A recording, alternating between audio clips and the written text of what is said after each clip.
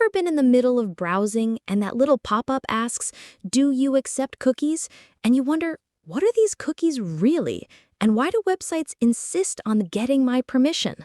Stick with me, and by the end of this video, every time you see that question, you'll smile and decide with confidence. Cookies are tiny text files that Chrome saves in your browser whenever you visit a site.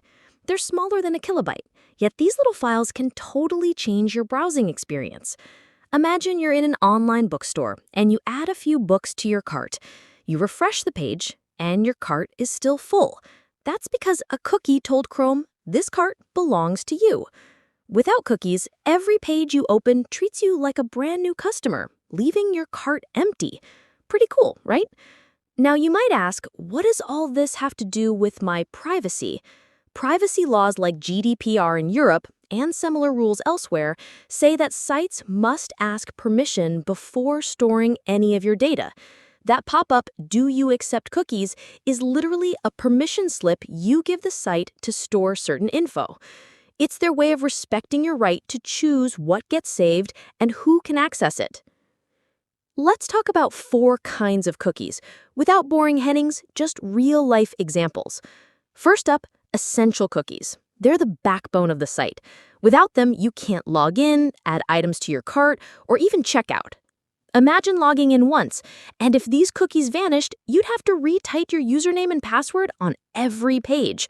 You can't block these because the site simply won't work without them. Next are functional cookies, your personal helper. When you switch the site to Persian or turn on dark mode, these cookies remember your settings. The next time you visit, no need to reset anything. Chrome shows you exactly what you chose. Then there are analytics cookies. These go collect stats on page visits and user behavior so the site owner knows which parts are most popular and can make improvements. For example, an education blog sees which lessons get the most views and creates more content like that. You remain anonymous. Only numbers are sent back. Finally, advertising cookies, the trackers that follow your interests and serve related ads. Yesterday, you searched for running shoes. Today, when you open a news site, you see shoe ads. That might feel handy at first, but sometimes those same cookies nudge prices up based on how curious you are. Okay, so how do you control these trackers? Open Chrome, click the 3 dots at the top right, and go to Privacy and Security. Then choose Cookies and Other Site Data. You've got 4 choices. Allow all cookies, block third-party cookies, which limits ad trackers, block all cookies, that might break some sites, or clear cookies and site data when you close all windows. My tip, turn on block third-party cookies, so those ad trackers back off and your browsing is smoother and more secure. If you want a fresh start every time you close Chrome, enable the automatic clear on close option too. Here's a practical example. When you're checking flight prices, sites with ad cookies know you're interested and might hike up the fares to pressure you into buying. But if ad cookies are blocked or cookies clear automatically, you see the real prices and make the best decision. Want one more pro trick? Try incognito mode. Press Ctrl-Shift-N or choose New Incognito Window from the menu and enter a no cookie zone.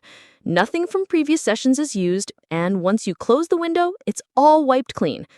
Perfect for checking true prices or browsing without leaving a trace.